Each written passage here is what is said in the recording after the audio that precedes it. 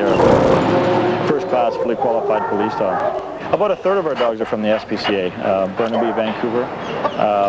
Third are donations, and the others we find at breeders.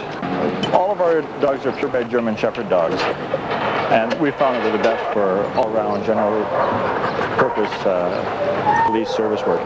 Wolf is almost 3 years old now. I got him 2 years ago from the Burnaby SPCA. He does general duty work. It's tracking and aggression work, as well as property searches. He's one of Vancouver's best tracking dogs, so we're pretty happy about that. Is he vicious? Only when he's working. I have a 9-year-old at home, and he plays in the yard with my son and his friends, and it's just not a problem. But when he comes to work, it's a different story. He knows exactly what he's supposed to do, and will become aggressive and vicious when committed to do that. When the lights and siren starts going, and he's in an environment where the car is speeding, and he can see that heightened level of anticipation in my voice, I suppose, he's a changed dog. He's just a 180-degree turn. What type of training is he receiving that's different from your average dog obedience class in high school? It's the tracking training, I would say, that has the major difference. Besides the obedience and the agility course, which is what they focus on, we train them to track a person from a start point to an end point, which can be any distance at all. Like, given the right time frame, a dog can track for a mile or 2 miles. It just doesn't make any difference. For the members who live in Vancouver, the dogs are lodged at their place. They're just like a pet, but they go home at the end of every day. When the member retires from the squad, which is after about 3 or 4 years, the dog would normally go with them and become a pet for the house. So you're not going to get any more dog food paid for by the city? I know. On the waterfront, a man dies saving his co-workers. A hell of a party, 10 years of two-wheeled angels in BC. A Vancouver college says Victoria is wage. One is only 17. He wants to be a police officer. The other just loves training dogs. Call it a hobby, call it training, or call it kind of crazy. But these two guys are perfectly willing to throw themselves into a part-time job that really bites. Vancouver Police, building's about to be searched by a dog. Show yourself now.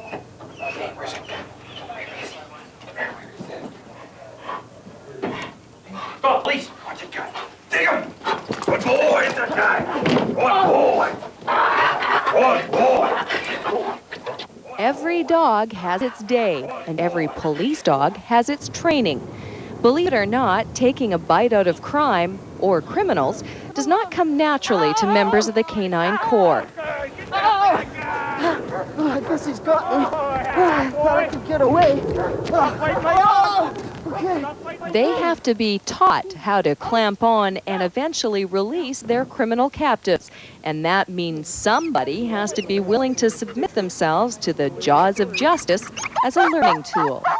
Those somebodies are called quarries, and a bit of padding is their only job security. And sometimes that isn't always covering the right places. What happened? He just came up on you a little quick? Yeah, he came up on me very quick. It was the first time I ever did bite work with a dog, so I have an excuse. So I didn't know what he was going to do, so he just ran up and bit me. The sergeant's telling me to come out, do as you're told, and I just sort of nudged the door open, and, well, I had the dog's face right where it counts, let's say, and it was pretty close. There's a lot more to this job than just physical trauma and low pay. We get the quarries to simulate anything that a criminal would do. Where's that crook?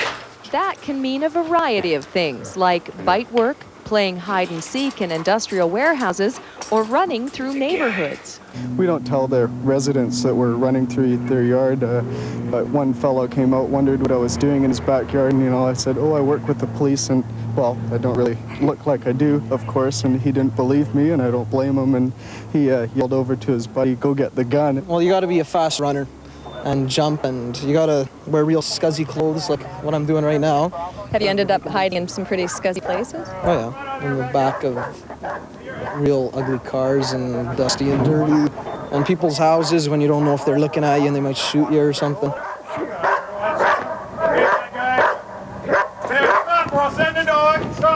Sander, come on! hiding in a smith right doesn't take a lot of talent. Working a dog in bite work takes a lot of talent and a knowledge of dogs and dog psychology, and so we have just a few that we like to use for those exercises. I got into this through my school liaison officer who told me about getting bit by dogs, a job and a hobby. And he says it's a lot of fun, and there's a lot of nice guys who work here, so you'd enjoy it. So I said, yeah. The nominees for this year's Emmy Awards were